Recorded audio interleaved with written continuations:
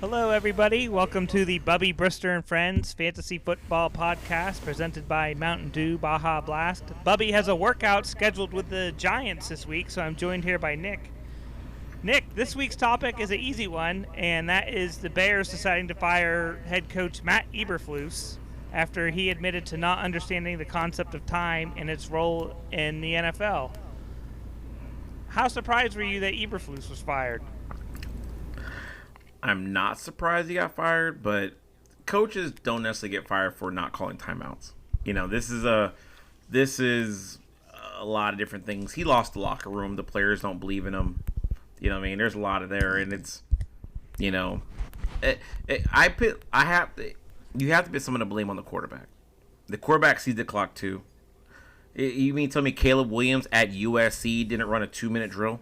I do agree with you to some extent. He even admitted to knowing that the clock was running and that he felt like he had already called a timeout earlier, I believe in the quarter, so he didn't want to be responsible for jacking up 2 of the timeouts. But you got to call a timeout. I mean, it's egregious because you're watching it. Because even like who they play against, it was the Lions. The Lions were like, you could tell the players they were like baffled. They're like, they're gonna call a timeout right now, right? Are they not? Are they just gonna run a play? Oh, okay. And then you saw Caleb Williams throw the ball, right? And he overthrew the wide receiver. If he threw a perfect pass, that was a touchdown. Because the other corners, they were still like, is this game's over, right? Like, it's just, there's no way. And it's like, they were like, this should have been a timeout. Every player's like, they should have called a timeout. The announcers in the game were call a timeout. The Lions sidelines like, there's going to be a timeout here. Like, yeah. So when we were watching the game, I said to my uncle, I was like, why aren't they running the ball here? And this was before the sack and before the penalty, and he was like, well, they're going for the win, and he's right. Like, that's not incorrect, but in my mind, the Bears had already like overachieved to get to where they were on the field. Yeah. And then they ran a nice play. They got a first down, but it was called back to a penalty. I can't remember what the penalty was or who it was on. And then the next play was the sack. So then he was like, I guess you were right. And it was like, they were playing with house money at that point, and it was unbelievable to watch. And then I was like, they have to fire Eberflus now. And he was like, no, you're overreacting. I was like, I'm not overreacting. This guy's going to get fired. And he was fired the next day. The Bears have lost 6 straight, including 4 by a total of 10 points. That's coaching right there. You know what I mean? You can't lose that many close games. Like, that's the difference is in the coaching. Sometimes it's luck, though, man. You're like the Commanders game. You know what I mean? Like, that ball bounced off 2 other hands, and it went to the guy behind him. You know what I mean? Like, that's why the saying Herm Edwards say, that's why they play the games. Because, yes, the Chiefs this past week, where Aiden O'Connell missed a hike. He missed it. The Oakland Raiders could have won that game. So I thought it was luck also in that Commanders game, but if you're going to bring up the Chiefs here, like, they create good luck. The Bears create bad luck. Eberflus dropped to 5-17 in games decided by 7 or fewer points. All right. Matt Nagy, who was vilified in his head coaching tenure with the Bears, he was 34-31. Eberflus is 14-32. 34-31 is like Lombardi-like compared to 14-32. That is true. Like, I get the point where you're trying to make, where the quote here would be, good teams find ways to win and bad teams find ways to lose. You know what I mean? You can't. Like, Tampa won this past weekend, and they had no business winning that game. But they are kind of battle tested from the beginning of the season, where they lost games they should have won, and now this time they're like, all right, they're gonna keep trying and not roll over and actually win the game. But bad teams are like, oh well, we lost and it's over. You know what I mean? So yeah, that's true. I mean, there's a true sense of that. But some of these Bear losses, a blocked field goal. Come on, man. You can't put that on the head coach. There were reports that Bears general manager Ryan Poles wanted to make a head coaching change after last season, but ownership vetoed the move, and that decision was dictated by their unwillingness to pay more than one head coach at a time. Well, Eberflus still has 2 years on his deal. This was such an embarrassing performance by Eberflus that, he might not even get an NFL assistant job next year. I mean, I don't know what his specialty is. That's one thing I don't know. Defense. He was a pretty good defensive coordinator with the Colts. Then he probably get a job because the Chicago Bears defense was pretty damn good. They fall apart. They have injuries now, so they're kind of falling apart. But beginning of the season, the first 5 games, they're the reason why they were in games where Caleb was stinking up the place. This is my fear, okay? Chicago Bears, there's 2 roads they're going to do with this, okay? Road 1, the smart choice. You need to somehow break the brink bus and give all the money to the offensive coordinator of the Detroit Lions to make him leave them and come over there, right? He's the young guy. He made Jared Goff good. Ben Johnson. So you bring him over there. He can work with Caleb. There you go. That's a smart choice because Ben Johnson's a guy that could be a head coach, and he's an innovative, smart dude. And he would help Caleb unlock Caleb, and then he could hire some other guy to help his defense and this and that. The bad choice is they hire Caleb Williams, head coach from college. They hired that Lincoln guy. Riley? Yeah, Lincoln Riley. Come be the head coach. The USC's not a good football team. They have never been great. So you're going to bring a mediocre college coach and bring him to NFL. He's going to be below normal because he worked with Caleb. Who cares? You know what I mean? You need somebody who can be successful. There's not really a seasoned coach out there. They're in season 1's. The top of my coach in carousel would be the guy that used to be the Miami Dolphins head coach, but now he's the defensive coordinator for the Brian Flores. He'd be top of the page, but then they'd be like, oh, he didn't like Tua, so this is a bad situation, blah, blah. But Brian Flores brings accountability. Yeah, Flores is a great coach. Tua kind of fucked him with some of his comments, made him look very bad. Cliff Kingsbury, I think, is on the short list. Mike Vrabel, even Bill Belichick. Because Caleb Williams is there, the job is kind of desirable. It is. Belichick is a no, because Belichick, if it ain't Tom Brady, it ain't it. Sorry. Mike Vrabel would be interesting, because Mike Vrabel pieced a good team together, just he's never had a good quarterback. His running back situation was good. His defense always been good. Decent wide receivers. His quarterback's been... The Bears royally fucked up by not hiring Jim Harbaugh last offseason. He is a former Bear. The Midwest knows him very well. That goes a long way because he played for the Colts. He took the Colts to an AFC Championship game in 1995 against the Steelers, where the Steelers eventually lost to the Cowboys in the Super Bowl. He's coached at Michigan for the last, 9 years or something? Yeah, and he has a national championship there. You know what I mean? Yeah, they messed up bad. He sat here and they should have threw the Brinks truck at him because now he's a Charger head coach and the Chargers turned around, which let's call a spade a spade. I shit on this team earlier. I was like, dude, Herbert, he's a bad quarterback now. I don't know what they're doing. Blah blah blah. And now look at the Chargers. They're winning games. They're very competitive. A known commodity. The Bears fan base would have gave him at least 4 years to do something. And he took the Niners to Super Bowl. Mm-hmm. So he has a track record of being successful in NFL. So they really, really should have did that. Because last time the Bears had a winning head coach, you had Lovie Smith.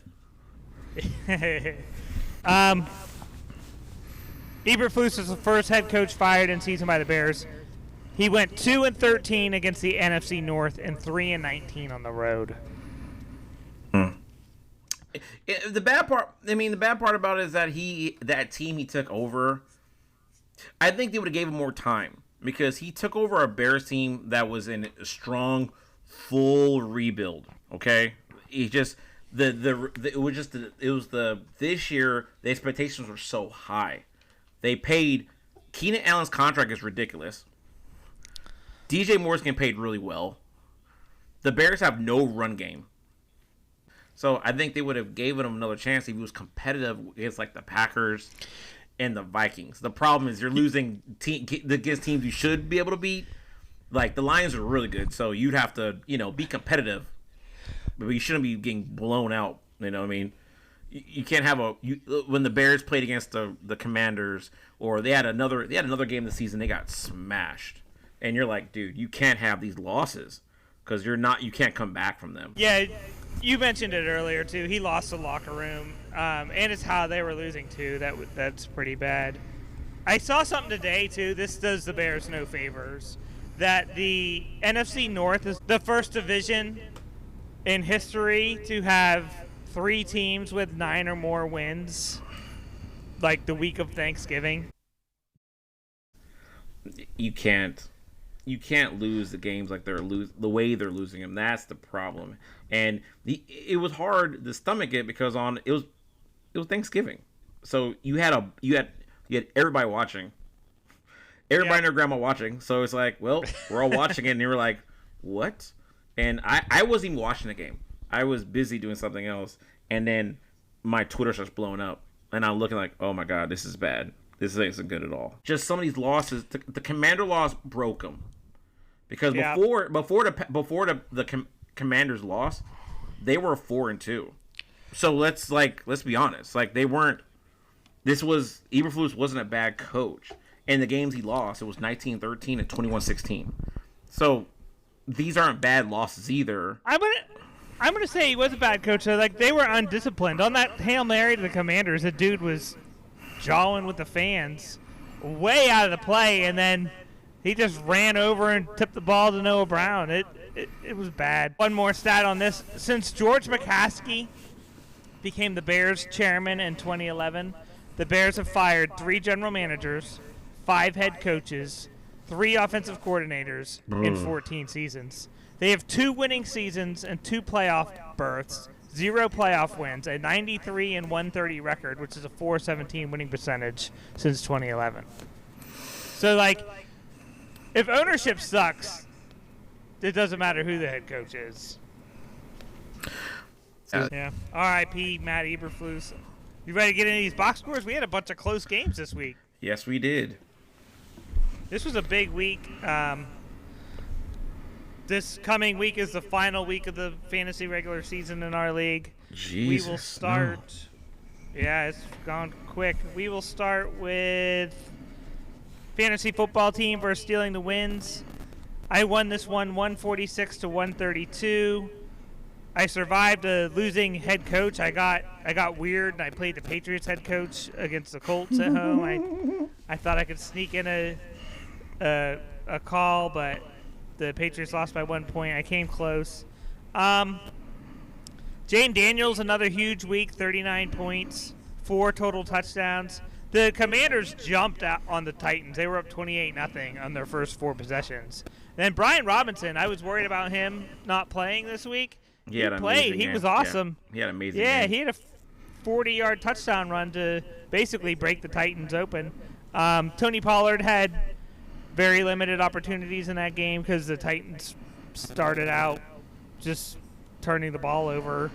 He was to blame on this. He fumbled. He had 10 points. Cooper Kupp, his worst game since returning from injury. He only had 4 points. Tyreek Hill showing signs of life. Yes. 20 points, 6 catches, 83-yard touchdown. That's big. If he can pick it up for the playoffs, I'm dangerous. And then Brock Bowers, 10 catches, 140 touchdown, 30 points. And then Adam Thielen in my flex spot, I picked him up this week. 8 catches, 99 yards, a touchdown. That's huge because he was replacing Chris Godwin and Josh Downs for me. Yeah, and so, Adam Thielen went against who? Tampa Bay. And you're going to get them points against Tampa Bay. One last thing for my team. Jameis Winston, 46 points on the bench. He had 497 yards on Monday Night Football with 4 touchdowns and 3 picks. That guy is amazing. I love Jameis Winston.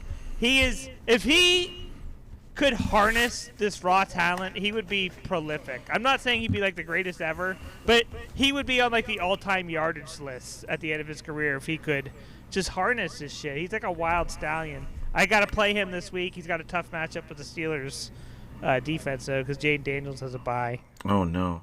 Jameis Winston, all right, as a Buccaneer fan, like, this version of Jameis Winston is awesome.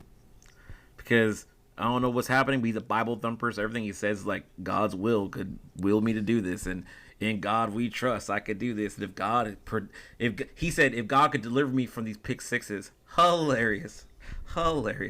Because Jameis Winston is known for, I have seen the 30 for 30 season, he had 7 pick sixes, which is unheard of.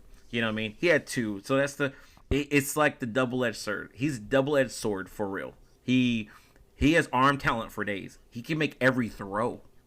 But for whatever reason, he's a pitcher. Yeah, he was a pitcher. So he can make every throw and everything else. But he don't see the field. He had LASIK. He don't see players. He don't see the opposing players. He be like, I can make this. I think that Superman complex of, I can make this throw. I'm going to make it. And it's like, dude, you can't throw the ball fast enough to get past that guy, and he's going to pick the ball off. You know what I mean? But I think Jameis Winston, for real, could play. He's our, I'm saying it right now, he's our next Ryan Fitzpatrick. He's going to play for another 10 years. He's going to play another 10 years because he's not a bad guy. He's a team player. He's like, all right, Deshaun Watson's playing. All right. He's not bitching and moaning. He's like, I'm happy to be here, guys. I'm God blessed to be here. You know what I mean? And teams will keep picking him up. And he has the talent. You put him in 400 yards. Jerry Jeudy looked like Julio Jones. You know what I mean? Like, what? I've never seen that before. You know what I mean? But you have to deal with the idea that he's not even a wild stallion. He's a freaking bull in a china shop. He's going to just destroy everything. You're like, dude, we were up, and you threw a pick six just cause. You threw a pick six in the end zone. Are you serious? What are you doing, man? And he's like, yeah. Yeah, I'm excited to play him this week. For stealing the wins, he had a good week. He scored 132. Everybody had double digits on his team, except for his kicker, who had 8. Evan McPherson had 5 extra points in that game against the Steelers. Yeah. No real standouts for him, though. Just Saquon Barkley, 107 and a touchdown, and then Rico Dowdle. He became the first Cowboys 100-yard rusher since Tony Pollard in Week 3 of last season. A 26-game drought that was the longest in team history, and it helped the Cowboys win their first home game in 334 days when they last defeated the Lions on December 30th, 2023. But, yeah, Aaron Jones had a pedestrian game with only 22 rushing yards. He did catch a touchdown, though. Very concerning because he fumbled the ball, too. And that's like, he's had issues like that in the past. So I was like, that's not good, you know? He did have a path to victory, though. If he would have played Geno Smith, who scored 18, he played Justin Herbert. So if he plays Geno Smith, you add in the 7 points. It's now 146 to 139. And then he had Drake London, 17 points on the bench. And I'm sure he's played Drake London almost every other game this season, but he rolled the dice with Xavier Worthy. He probably liked the matchup against the Raiders, and it bit him in the ass here. It ended his season. Xavier Worthy is a hard sell for me to like start because I'm like, I just don't. I think he's a flex option at best. You know what I mean? Yeah, he's a bye week fill-in. Yeah, he's a bye week filler because he doesn't run routes. He's more of a gadget guy. He's your Antoine Rattle L receiver. You know what I mean? He'll do a gadget play, an end around, maybe just a straight route. He has no type of route skills. There's no route tree for him. So at least with, Drake London, there is a route tree, and Kirk Cousins isn't afraid to throw the ball, as we saw. So we'll move on to the next game. We got Smashhawk versus Spawn, 148-144. Smashhawk snapped a 3-game losing streak. He needed a win bad, and he got it. Spawn finally loses. He falls to 10-3. The story for this game for me is Spawn being so deep, where he is Joe Mixon, Kenny Walker, Bucky Irving, and Chase Brown. He had Chase Brown on his bench, and you can't even fault him for it. Could you imagine having Chase Brown on your bench? No. Well, no. When we get to my team, no, I cannot. But he had a nice touchdown run too. And he has Gus Edwards, who's the lead back now for the Chargers, on his bench as well with 6, even though he came with 6 points. And he had Jerry Jeudy after his monster 235 yards receiving off 9 catches game. Deebo Samuels is a guy that I'm have to wonder if I would start him. I'd have to bench him and roll with Jerry Jeudy now if Jameis Winston's throwing the ball. Because Jameis is giving him like at least 10 targets a game. Yeah, I was going to say this too. Because he has Debo and George Kittle, and the 49ers are pretty much broken right now. They lost McCaffrey. Spoiler alert. We'll get to that later. Yep.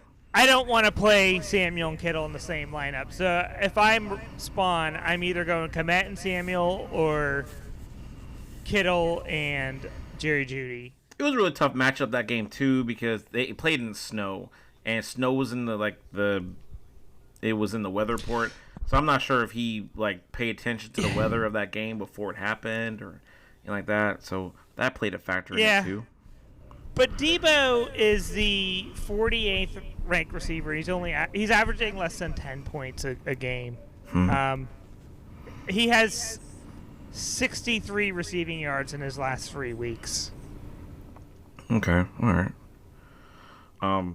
Bucky Irving. The emergence of Bucky Irving is very interesting because things that Bucky Irving don't do well.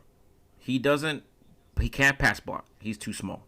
He's small in the ass. He just ran over for real. His catching is average. He has no route tree either. He just runs a little side catch and he keeps running. Okay. What he does well, he knows how to cut. My man cuts on a dime. He at least every time he runs the ball, he cuts one time. He makes a person miss. Very reminiscent of a person I will talk about later. As that's what he calls segue. I will talk about that later, about my Hall of Fame player. But he cuts on a dime, and he makes a person miss. And for 152 yards rushing, and he adds another 30, he's having an amazing year. Seeing who's going to be all rookie first team running back can be really interesting between him and Tracy, because both of them guys are doing really well. You know what I mean? But Bucky's team is winning where Tracy's team's losing. But I think Tracy's kind of the better running back in a way. But, you know what I mean? But Bucky is a difference maker for the Buccaneers with the nice 1-2 punch. The Buccaneers have their version of the Lions with him and White, because White's playing more of the Montgomery part. He's playing more of the Gibbs part, where it's just speed, cutting on people, running. You know what I mean? I'm going to outrun you when you get beat up. So, yeah. Shout out to Bucky Irving, man. First career 100-yard game. Is this injury? He's questionable here. Is that anything to worry about? You're the show's Bucs insider. I would say we're gonna monitor. As the Buccaneers web insider. We're gonna monitor that on Friday. He injured himself in overtime on a kick return. You know what I mean? So I knew you'd be mad. When you said that. But he was on a kick return team. So after they won the game, he was going to the locker room and he was heavily taped up, icing his side, his hip. He says he's okay. You know what I mean? They didn't have to help him off the field or nothing like that. He just sore. It's more of maybe a stinger, probably. So we'll see how that goes. But like I said, he's light in the ass. He's not a heavy dude. So, when he gets tackled, he don't break arm tackles at all. Every time they touch him, he goes down. But he has a high stat of after contact, if people touch him, but he cuts and shakes them off. So he doesn't Derrick Henry stiff arm people. So you gave a clue on who your fantasy Hall of Famer is. I have a guess. I'll save it for later. Okay. Justin Jefferson, 7 catches, 99 yards. He became the 4th player to post 1,000 receiving yards in each of his first 5 seasons. Do you have any guesses on the other 3? 3 people? All right. Randy Moss. Yeah. Jerry Rice. Nope. Jerry Rice's first 3 years? Oh, his first season. He didn't get 1,000 yards in his first season. You're right. They're all pretty modern. Right. So is Randy Moss, Mike Evans, and I would say Terrell Owens, but that might be AJ Green. Wrong. AJ Green. Wow. Okay. Yeah, all sneaky. Right. He's sneaky, man. He was considered the perfect wide receiver when he got drafted. They said he scored the highest in all the metrics they judge receivers on. You know what I mean? He did pretty good. That's it for me and Spawn. Mixon had another good game. What do you see from Smashhawk? Like I said, this win was huge for him. You could see his special teams. He made a mistake, though. He played C.J. Stroud over Tua. He could probably drop C.J. Stroud now. I would just roll with Tua from here on out. Yes. Tua's stats. Tua's hitting 30 points, 3 weeks in a row now? Like, you just need to ride the hot hand here. Like, Stroud is not it. This is sophomore slump, man. Just let it go. Like, I get it. There's a sort of commitment, but Houston, he hasn't shown you he could do it, so I wouldn't start him personally. You know what I mean? He had Tank Dell in the flex. You know what I mean? That's a tough situation there as well because he doesn't have really much options after that. But his fantasy special teams was amazing. Yeah. At 45 points. So you can't beat that. You know what I mean? That was a major difference maker. And with him having a Baltimore head coach loss, that was a nail in the coffin for him on that. You know what I mean? Philly doing what they do. Jackson Smith-Njigba continues. 474 is pretty good. You know what I mean? A.J. Brown didn't do nothing crazy. Alvin Kamara with 111 yards rushing, which is different because he never seems to get 100 yards rushing. But, I mean, he never gets those 100 yards. He gets a lot of receiving catches. But he got that. And then Kay Williams for the Rams, 100 yards as well. So it's very... And he even got a little special Dallas Goedert touchdown, which is rare, to say the least. Yeah, Kyron Williams had another touchdown, and Alvin Kamara is a third-ranked running back. So, yeah, huge win for Smashhawk. He needed it. On to the next one. Renegades of Funk versus New Day Co-op. This is two teams going in totally different directions. Renegades of Funk was 6-4, 3-game losing streak. He's now 6-7. New Day Co-op 7-6. He's on a 3-game winning streak. He was 4-6. This was 138 to 119. Brock Purdy 3 points in the snow, but on the other side, Kirk Cousins 5 points. He threw 4 interceptions. Have you ever seen a quarterback duo that pathetic? Not really. In our league? No, I don't think so. That's probably a first. That's probably a first. Yeah. You know what I mean? Seeing Pacheco get 7 points makes me feel better about when I started Kareem Hunt, because Kareem Hunt didn't do nothing either. So the Chiefs didn't really do anything against the vaunted Las Vegas Raiders defense. Really weird. It's weird to say that. But Renegades of Funk, you know, the DJ Moore is his bright spot. And Devontae Adams, 5 for 66 with a touchdown. Devontae Adams, man, I don't know how to feel about him. Because I just feel like it's a shell of what he used to be. He is do not draft next season. I know that. I don't even care what team he plays for. He's still fun to watch, but I agree with you. He'll be a Jet next year. Oh, my God. They deserve each other. And it's dude, it's what could have been. Because you just saw the magic and you saw the magic in Green Bay, and this is not the same. He had 5 catches for 12 targets this game. That is further proof of Rodgers being washed. Funk drafted him 39th overall, and he's the 34th ranked receiver. I didn't really see much here for Funk. New Day, though, survived the Kirk Cousins debacle. Josh Jacobs, 27 points, 43 yards, a touchdown. Another big game for Jacobs. He is injured, though. Yeah, he's a little banged up. Nico Collins back, you know what I mean? So 8 for 129. So you don't start Stroud, but start Nico Collins. There's McBride. He did it last year. He's doing it again this year. Mr. December, you know, where all of a sudden, at the beginning of the season, he was kind of soft, and then now he's like 10 catches plus every game. But he has no touchdown yet. No touchdowns. 24 catches on 27 targets the last 2 weeks. Yeah, but no touchdowns. So it's a lot of empty calories there. But New Day had a huge help from his fantasy special teams there with 39 points. Yeah, it's pretty good. But Drake May. Yeah. Zay Flowers, another double-digit game, only 10. We talked about him last week. He's like a double-digit master.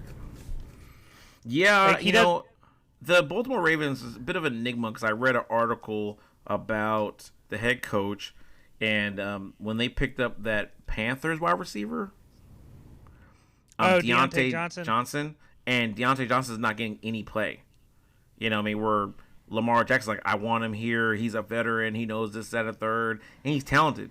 And the head coach was kind of more like, well, we're trying to fit him in and try to figure it out. It seems like the Ravens just picked him up just to have him, just so no one else. He pulled a fancy football move where we'll pick him up, but I'm not going to use him just for y'all can't have him. The Bengals did that with Khalil Herbert too. They traded for him and then didn't play him at all. He only had one carry this week. So I was like, "What? You just pick me up so I can't be used?" Like, if I'm the actual player, I'm pissed. I'm just pissed off. Yeah. Because I'm like, dude, now I sat out. I should have stayed where I was. You know what I mean? Because now you see the Panthers, they're actually like moving the ball now. Things are happening, and I'm like, great. I'm missing this. Yeah, you're hurting your value next season when you just disappear like this. Next game, this one was super close. Zolkov Springen versus Tampa Bay Punishers. Upset, big time upset here. Jones stays alive. He improves to 6-7. Punishers fall to 9-4. So an anonymous league member texted me today. I'm going to read this to you. Anonymous. He sends me a screenshot of Russell Wilson's performance, and he says, "This is pathetic. 414 yards and 3 touchdowns, but 37 points. Yet Lamar gets 50-something because he runs. Doesn't seem fair to the QB at all." So I smart-assly responded, "Outlaw quarterback running?" And he said, "No, but it makes less points for a quarterback, especially TDs." So I said, I mean, their value is reflected where they were drafted in percentage of ownership. Lamar Jackson was probably one of the first 2 quarterbacks drafted. Russell Wilson wasn't drafted. Lamar Jackson is owned in 99.9% of ESPN leagues. Russell Wilson is owned in 43% of leagues. So then he said, I don't care about that. He threw 414, 3 and 1, meaning 3 touchdowns, 1 pick. And I said, yeah, one guy is also pushing 40. And one of those guys is literally a unicorn. Lamar Jackson is a fucking unicorn. Like, what are we talking about here? And he did it again this week with 33 points. That conversation is stupid. You know what I mean? Because it's dumb. Because, like, I'm not trying to shit on whoever this mystery person is, but it's dumb because you're like, Lamar just scored 33 points. I can't believe it. That sucks. He got to pass the ball and he got to run too. So? You weren't saying that when Taysom Hill was doing that. I said Tebow was a good fantasy quarterback when he played. You can look at the numbers. Tebow used to score 30 points a week with 80 passing yards. He was amazing for fantasy purposes. Michael Vick was great at fantasy. You know what I mean? So this anonymous league member then called me, and we talked it out, and he brought up Michael Vick. And I said, yes, Lamar Jackson is Michael Vick on steroids. He can throw better. He runs faster. He's harder to bring down. He's bigger. The Falcons, the Falcons were mediocre. You see Lamar Jackson's support system of his career, what he has, and what Michael Vick had. He was throwing to Algie Crumpler. He was coached by Jim Mora Jr. You know what I mean? He was throwing to Algernon Crumpler, Brian Finnegan. You know what I mean? Like, these are his people he's throwing to. And then when he's about to get locked up, that's when other people come, right? Lamar Jackson always had a great defense. His run game's always been really good. Greg Romans was offensive coordinator, great offensive coordinator, stability at head coach. You know what I mean? Yes, Michael Vick was faster than him though. Michael Vick's faster than Lamar Jackson. Yeah. You know what I mean? But if he had those weapons that Lamar had, it would probably be a different scenario. But Lamar Jackson himself, even he said in his press conference when he lost that his mom was like, "You should have ran more today." His mom, who's his agent, so I'm like, "You should have ran the ball more. You're trying to throw too much. You need to run because the lanes were opening up and you were just trying to throw the ball because he's trying to be a pocket quarterback." Now, getting back on what your conversation there is, but that's part of fantasy football, man. Because that would be like saying, like, all right, it's not fair that you have Josh Cribbs, and Josh Cribbs is returning kicks, so he's getting touchdowns, but as a wide receiver, he has 1 catch for 5 yards, but he has 2 return kicks. I'm like, well, it's fucking fantasy play. Devin Hester was a fantasy play. because he returned kick returns. You know what I mean? He would never get drafted just based off route running. You know, Lamar's only thrown 3 interceptions on the season, and he's only thrown 1 since week 6. So, I mean, he's a unicorn. What are we talking about here? He's not a unicorn when it comes to throwing, but his overall talent he is. You know what I mean? Because Lamar Jackson, the offense that the Ravens have, how it works is Lamar, when he throws the ball, he don't throw any tight windows. There's no tight windows. Yeah, everybody's wide open. They're wide open. So they play a West Coast offense, but they run north and south. And if there's no one open or it's man-to-man, it's covered up, Lamar runs. And that's a problem because Lamar runs 4.4, and he's really fast. So he gets the first down every time he gets the first down every time he runs. Right. So that's where the other case would be Josh Allen. So why are we not making this for Josh Allen? Josh Allen does the same shit, but they don't play West Coast. They run more of a vertical offense there with power run in Buffalo. But Josh Allen does a quarterback keeper, and he's 6'5", 240. He's literally breaking tackles. He's Derrick Henry now with the football at quarterback, and you're not ready for it. He single-handedly beat the Chiefs. But I can blame Punisher's loss here slowly on Chuba Hubbard. He had his worst game of the year, only 6 points. Oh, second worst game, week one. Week 1, Chuba Hubbard, 6 carries, 14 yards, and then just pretty good ever since. But 12 carries, 43 yards, no touchdowns. Chuba Hubbard, that fumble. How much fumbles cost in our league? Is that 2 points? Good call. Yeah, that fumble blew it. Boom. Because he had 61 bench points. Yep. Jones had 30, 36, 48, 50. No, their bench is almost tied, too. Golly. All right. It's 64-60 on the benches. So he still would have lost, but, yeah, good call with the fumble. Jonnu Smith, man. You know, if I'm third wide receiver on the Miami Dolphins team, I'm pissed because Jonnu Smith is having a career year now. Like, cast off from the Patriots. You know what I mean? Like, oh, look at Jonnu. And now my man's averaging at least 7 catches a game, over 100 yards every game. Like, dude, he picked him off waivers. Like, he is an absolute must-start, Jonnu Smith, with the Miami Dolphins, how they play right now. Yeah, 3 weeks in a row over 20 points. Yeah, I just looked. He picked up Jonnu a day before Halloween. So he sat through some pretty mediocre games from him to get to this point. So good move. Because sometimes, you pick up a waiver guy and he'll suck that week, and you're like, see you later. And that's what he has Fryer Freiermuth on the bench. You know what I mean? So that's definitely, he made the right call to start Jonnu instead of Freiermuth, you know. Jones is really rolling the dice here, playing Bo Nix again over Jalen Hurts. I think he probably thought that because Jalen Hurts, he is notorious for dud games, and technically that Jalen Hurts, 21 points, 118, 2 total touchdowns. There's a lot of rushing yards in there,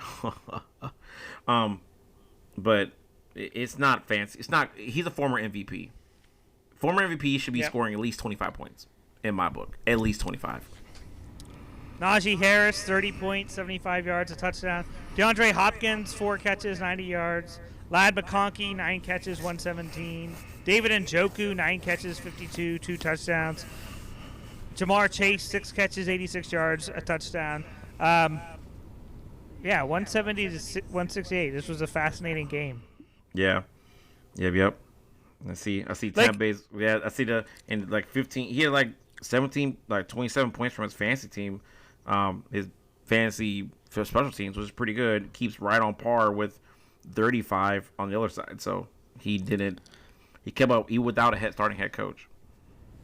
Yeah, and then Jones also has been alternating Njoku and Zach Ertz pretty much all season. And Zach Ertz had a nice game with 12 points, scored a touchdown, his 50th of his career. But if he had played Ertz over Njoku, he loses this game. He has an outside chance at the playoffs this week. He has to win, but if he scores 3 less points, or Chuba Hubbard doesn't fumble, this shit's different. He's eliminated, but he can play next week. Yeah, that's true. So now we get to our 40 high fives winner of the week. That is Brandon. He's 5-8. Heater lost his 6 in a row. He's 3-10, 173 to 135. This game is just, they just had to play it because it's on the schedule. Neither team is going anywhere. Jonathan Taylor, he carried the ball 25 times for 96 yards. He passed Marshall Faulk's 5,320 yards for third all-time in the Colts all-time rushing list. Can you name the 2 running backs ahead of Jonathan Taylor on the Colts all-time rushing list? Okay. On the Colts, that would be Edgerrin James and Colts running back? You're never going to get this one. Yeah. He's probably going way back. I'll give you a hint. He played for the Baltimore Colts. Yeah, he's going way back. I do not know a running back for Baltimore Colts. Lydell Mitchell. I know Edgerrin James is like the lead. He has the most. Yep. Yeah, I do know that. Taylor is only 161 yards behind Mitchell, so if he does not get injured in the next 2 weeks, he should pass him. Wow. It's weird that I know Edgerrin. Baltimore. It's weird that I knew Edgerrin James is like the leading that Colts running back. I don't even know why I know that. I don't even know I know that. I just know that. What the fuck? So when the Browns moved to Baltimore, all the Browns records and numbers stayed in Cleveland. Do you think the Baltimore Colts numbers should revert to the Ravens? That'd be interesting. But I think it should. But I think the way they're playing it out, it's like, no, this is the Baltimore Ravens. We're not taking over the Baltimore Colts. We're our own entity. You know what I mean? I know Johnny Unitas never participated in any Indianapolis Colts festivities because he was like, I never played there. So when the Ravens came back to town, they would wheel him out there and he'd wave to the crowd. It'd be like where in basketball you have the New Orleans Hornets and you have the New Orleans Pelicans. A mess. So like is New Orleans Hornets and New Orleans Pelicans like are they merging together? Like are those stats merged together or no? You know what I mean? No, they're separate. The Pelicans are on their own. The Right. Hornets and the Bobcats, and then the first iteration of the Hornets are counted. Right, where like the Seattle Supersonics was a team, but then they went down to OKC, and those stats transferred from Seattle Supersonics down to OKC. So it's like if another team came there, it's like, well, you have to start all over because OKC has these stats. Not you. Yeah, guys. They got to give those stats back to Seattle because they're getting an expansion team. I don't know, man. Should we even waste our time with this game? It was.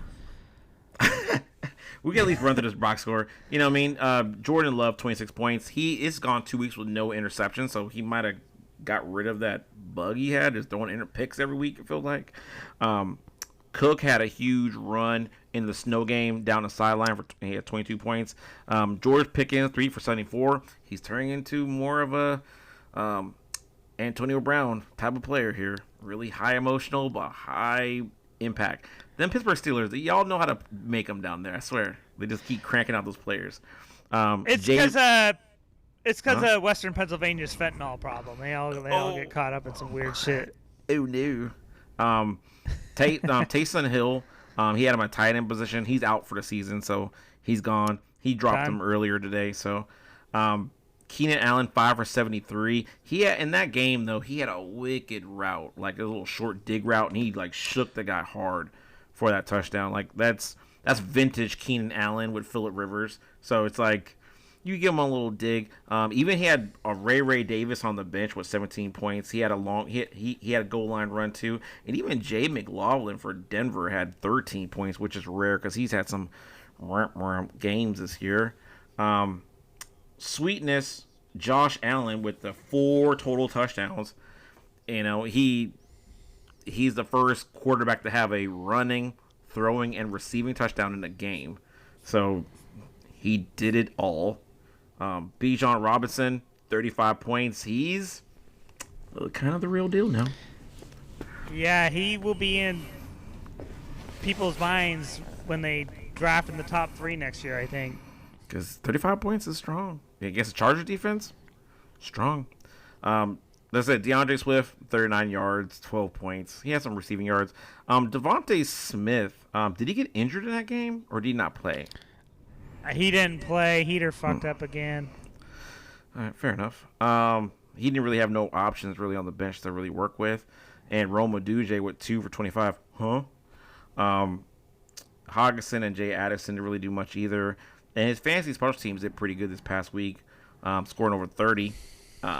But yeah, it was just smashed. Mahai Slew just took him to the woodshed, just got his $40 and left. You know what I mean? Like, took him for $40 and left. You know. Every time Heater has, it's happened like 3 times now where he's played an out guy, but every time it never would have made a difference because he would have played Amari Cooper and the Devontae Smith, and he only had 4 points. So, yeah, no harm, no foul again. The next game, we got Dead Money versus Lionheart. Dead Money just lost again. He's 3-10. Lionheart, 4-game winning streak. Right time of the year to do some shit like this. 139, 132. He basically had all his guys play on Thursday. Everybody played for him except for the Houston head coach. Because even Malik Neighbors played on Thursday. Oh, and Nakua. Yeah. Yeah, that's true. So, yeah, the Lions, as Lionheart goes, his team goes, so they actually had a tough matchup there, but they're still getting these fancy points. Gibbs getting 87 yards and a fumble and still only got 11 points. It's kind of depressing because he should at least hit 20. That's kind of concerning, where Montgomery has 88 yards and 22 points. So it's like, huh? It's like a fantasy, anomaly. You see it and you're like, something's not right. What's 11-point difference? So it might be receiving yards there. The Chargers had the Rams had a very weak week with Puka only getting 16 points and Cooper Kupp getting less than 5. It just wasn't happening. But Malik Neighbors getting 8 for 69 is pretty solid. Sam Laporta, 3 catches for 6 yards with 2 touchdowns. What is this? So it was a close game with that. And on the bench, he had a Hunter Henry with 7 for 75. So he's definitely might be a start next week over Sam Laporta, because I guess he wants to ride. He might roll Sam Laporta next week. I don't know, but I would roll Hunter Henry over him, personally speaking, because he's getting the targets, and you want to get these points there. And Anthony Richardson, 109 yards, 3 total touchdowns with 2 interceptions. I don't even know what to say about this. Yeah, he's a pretender. I mean, he might be a good quarterback next season, but as far as this year, it's not sustainable. He's going to have to improve somehow. Jamar Gibbs, he only had 9 carries. That was his first single-digit carry game of the season, and 11 points was his lowest scoring total of the season. So that's pretty impressive. Your lowest point total is 11. Yeah. He's the 8th ranked running back. David Montgomery is a 10th ranked running back. That's crazy. I have 2 top 10 running backs from the same reality team. For Freeman here, CeeDee Lamb, 2 catches, 39 yards. He got injured, so his status is up in the air this week. Marvin Harrison Jr., 5 catches, 60 yards and a touchdown. Another nice game for him. So he's, getting better as the season goes on. He had 12 targets, though, only 5 catches. That was his season high in targets. It just sucks because they said with Marvin Harrison Jr. that that coach said going into that day that they're going to get Marvin Harrison involved. So getting him involved is 5 for 60. Wah wah. You know what I mean? But CeeDee Lamb, that was you have to circle CeeDee Lamb on this because him getting injured, only 2 catches. That's un-CeeDee Lamb like. And if he had his normal 10 for 80 or something, that's a win. That's a dub for Dead Money. Achane, 22 points, only 14 yards rushing. That's impressive, like the Laporta stat. And then Antonio Gibson, 62 yards, a touchdown, 14 points. It's his first touchdown on the season. So sneaky good play by Freeman playing Gibson this week. And that's saying that Stevenson had 73 yards. He had 73 yards and 18 points. So they had some good production out of the running back position in New England. Because it would have been easy for Freeman to play Jonathan Brooks or Jerome Ford over Gibson. Play his boy. Play the boy. Free Jonathan Brooks. Jonathan Brooks, he will be a player next year. I some of the runs he had, like you tell, he's still getting his feet under him, but he runs a little different than Chuba Hubbard. He's very Jonathan Taylor-like. Last game, this is you. How'd you end up at the bottom? That's where you put Palmer, me. Jordan, he's 8-5. He's won 3 in a row, so he was 5-5 at one point. You lost 155 to 100. You fall to 7-6. How concerned are you of Baker Mayfield's injury? Do you think he'll be slowed this week? Sounds like he's going to play. He'll be fine. He got cleated, cleat him in his ankle, whatever. He said in the press conference that he thought it was his Achilles, and he was like, no, it's okay. So he's like, no, I'm all right. And he finished the game. He actually, and the overtime, he ran for 15 yards. He ran for like 10 yards for the first down, so he's okay apparently. Well, yeah, I started with that because that's the last thing you need to worry about, because you named some things last week that proved true, and they happened. Kareem Hunt lost carries. Rachaad White lost work. Cade Otton lost opportunities with Evans returning. Calvin Ridley came back down to earth. How concerned are you going into your final game this week? Super concerned. Would I text you earlier this week? Why text you Sunday? You said, stick a fork in my team. They cooked. They're cooked. It's cooked, man. Like, I'll start on next week coming up. Like, I can't even start Andrews. He's on a bye. So I can't even do it. You know what I mean? Brian Thomas Jr. with a quarterback who's concussed. Tillman didn't play because he's concussed. So it's, my Charger, Dobbs, he's on IR. It's bad times. Mike Evans is my bright spot, 8 for 118 a touchdown. So he keeps getting at least 95 yards every game. He'll hit 1,000 yards a season. So good job. Calvin Ridley, though, that's a bit concerning because his targets were decent. It just the ball wasn't getting to him. So that's the thing there. And that whole game was garbage time. So Ridley should have got some garbage points for you. And the other wide receiver got it. And I guess the with the other receiver, he's getting matched up with the second, third wide corners. So he's getting open where Ridley's matching up against number ones. Rachaad White, he's down to earth a bit because Bucky Irvin getting more he's carrying the bell cow. Who's Bucky Brooks? Bucky Brooks. Was he a Colts receiver in the 80s? Yeah. He's an announcer for NFL Network. Yeah. Okay, sorry, I just hadn't heard that name in 35 years. I was like,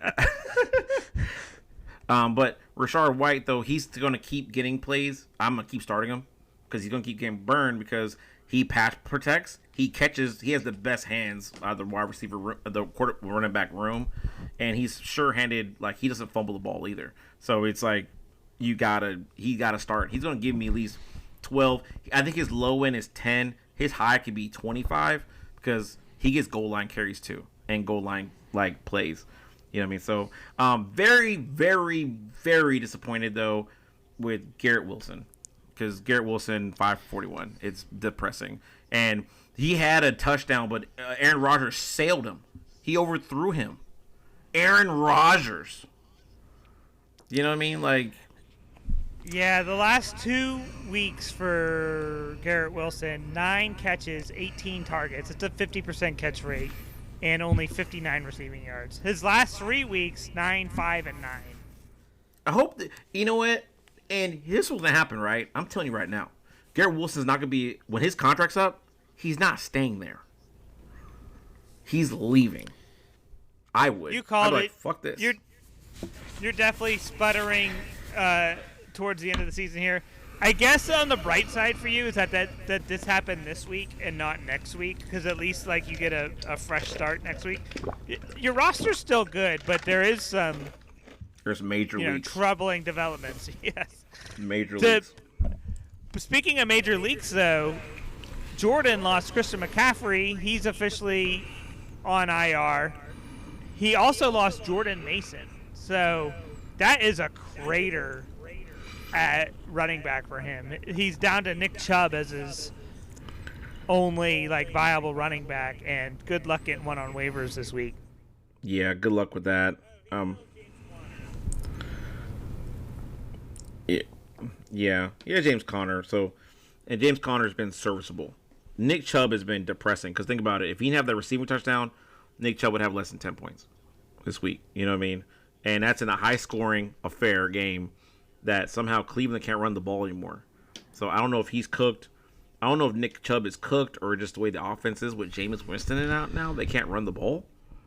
And he's still coming off that major injury. We'll find out next year if he's cooked or not. But he had 20 carries last week against the Steelers. This week against Denver, he only had 9. He's averaging 3 yards a carry. Yeah. And this week was also a perfect storm with even the opposite side. You got T. Higgins 5 for 69 against the high-scoring Pittsburgh Steeler Bengal game.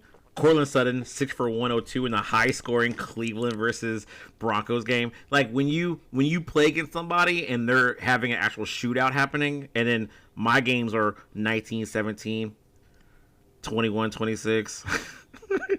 You know what I mean? 23-26. The Commanders blow out the Titans, so it's this ain't good. You know what I mean? It's a whole lot of nothing. He started Chargers defense, who had 4 interceptions, you know what I mean? And a defensive touchdown. So that's fantasy special teams, 46 points. Yeah. There's not a lot to keep up with. You can't keep up. But he definitely has a problem, in depth, because he's going to wonder his flex spots could be weird. He's had to probably start Jennings at flex, and hope that the broken Niners will be able to make something work, because without their running back room there, it's going to be the offense plays to the running back. So without the running back, it's going to be tough to make it work. Yeah, it's tough waiting on McCaffrey all season, getting him for 4 or 5 weeks, and then just losing him again. I wonder, is McCaffrey the worst number 1 draft pick? Because there's always consensus number 1 draft picks. Is he the worst of all time? Oh, single season? Yeah. No, it had to be our first year. Tom Brady. Remember he tore his knee Pollard 5 minutes into week 1. Yeah, Pollard got him. Dude. But yeah, McCaffrey's on the short list for sure. Yeah, 5 games is not enough. He's lucky he's 8-5 after, boofing the number 1 overall pick. You got a player of the week? Player of the week. So we have a lot of tight games this week. Let's see if I can pick somebody that you're not going to pick. I'm going to go... No. I'm thinking... That would be too easy. Let's go with... All right. My player of the week this week is actually going to be Jaden Daniels. Okay. 4 total touchdowns. I was selling stock on Jaden Daniels. I said that last week. I'm like, it's time to sell stock on Jaden Daniels. And I guess he heard me. He heard the cast. And he's like, oh, they're talking shit about me, and I got to show y'all who I am. And he was running. He was throwing. He did a little bit of everything. So shout out to Jaden Daniels. Almost 40 points for your fans team to get you that win. You need all of that to win this week. 79 points in total the last 2 weeks for Jaden Daniels. I also gave this to someone on my team. I gave it to Adam Thielen.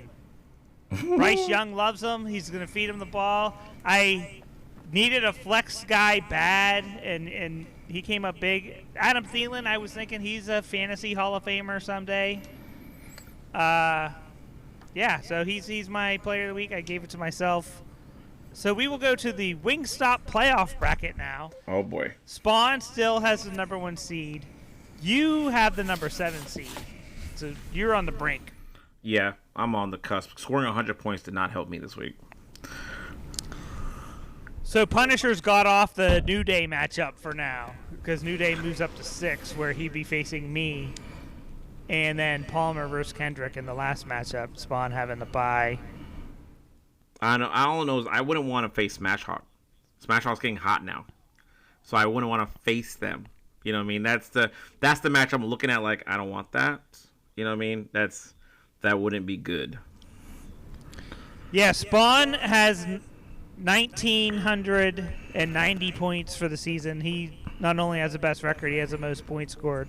The number 2 point scorer is the number 2 seed. He has 1,899. So Rob has virtually locked up the season high points total, and I forget how many high fives that is. Yeah, it might be 100 or something like that.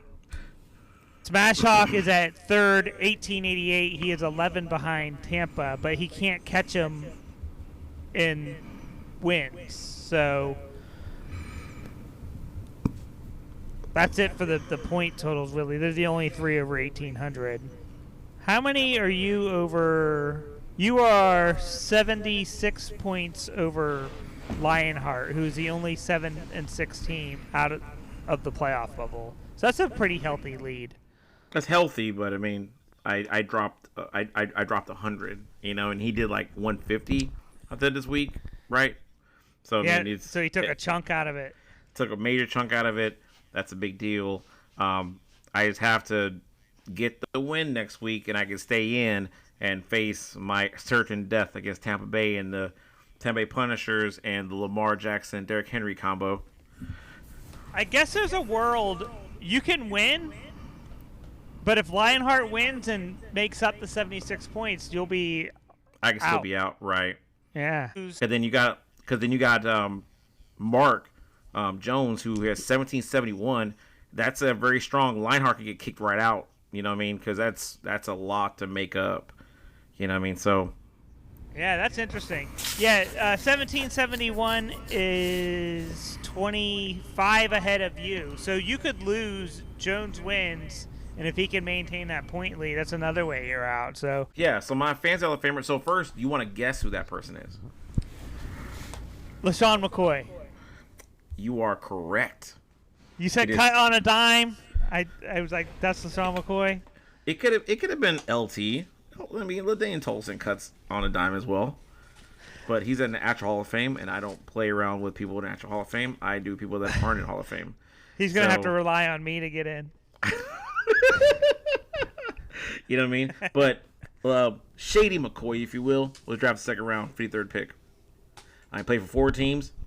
He was part of the 2019 Super Bowl winning team of the Chiefs and the Tampa Bay Buccaneers 2020 Super Bowl team. So that's very interesting stat right there. As a 2-time champion, and for both teams, he didn't usher a single rushing yard in those games. So think about it. You played for 2 different Super Bowl teams in 2 separate years, and you did no rushing yards. Crazy. But in his peak, though, he was 2-time first-team All-Pro. He's 6-time Pro Bowler. He's rushing leader, NFL rushing leader 2013, touchdown leader in 2011 as well. He's a Philly Hall of Famer. He's part of the NFL 2010 All-Decade team, 2nd team All-American as well. 2-time first-team Big East back into college. He has 11,000 yards rushing, 73 touchdowns, and 16 receiving touchdowns. So he had a very prolific career with about close to a little over 15,000 yards, all-purpose yards. The hot fantasy years for us that we key in, though, as a fantasy starter, he became a big deal in 2010 as he hit 1,000 yards rushing. In 2011, he had 1,300 yards rushing and 17 touchdowns. And then in 2013, he actually started 16 games, all the games that year. He had his most carries he had that year. He rushed for 1,600 yards that year. And he had 9 touchdowns that year. And then he went to Buffalo. The career kind of cooled off a little bit, but then it got hot again in 2016, 2017, where he ran for 1,200 yards and another 1,100 yards with a combined touchdown total of 19. And then when he went to Kansas City and Tampa, in Tampa Bay, his last year, he had 10 attempts, 31 yards rushing. So it was a sad time there. But Shady McCoy, you were the deal. You know, you made people miss, and that's why I was like, Bucky Irvin did so well this week, that why not? Let's give the nod to Shady McCoy. Yeah, can't argue him. A great pick. He took the baton from Brian Westbrook from the Eagles, one Fantasy Hall of Famer to another right away. I believe Rex Ryan was the Bills head coach when he got rejuvenated in Buffalo. So, like, Rex Ryan's no dummy. Yeah. He knew who to feed the ball. I just learned this. He had a brother who played for the Cardinals. LaRon McCoy. NFL's weird because you have you'll have great players and you'll have their brothers. I remember, like, was it Champ Bailey? His brother Boss Bailey, and Boss Bailey played for the Lions, and he wasn't that good. You're like, your brother's Champ though. You know what I mean? You're Champ's brother. Your name's Boss. Yeah. Imagine your mom naming one child Champ, another one's Boss. Like, what is this? Yeah, LaShawn McCoy went to Pitt. So, hats off. Welcome to the Fantasy Hall of Fame. Waivers go through tonight. There's really nobody on there. It's the Isaac Garundo sweepstakes. I'm sure Brandon or somebody will get him. Like, you know what I mean? It's gonna be Sweetness or something like that. They're gonna pick him up just to block anybody else from trying to do something. You know what I mean? It's what it is. Yeah, that's what I would do. So, thanks for listening. We'll be back next week to preview the playoffs and see who's heartbroken. Thanks for listening. Thanks, guys.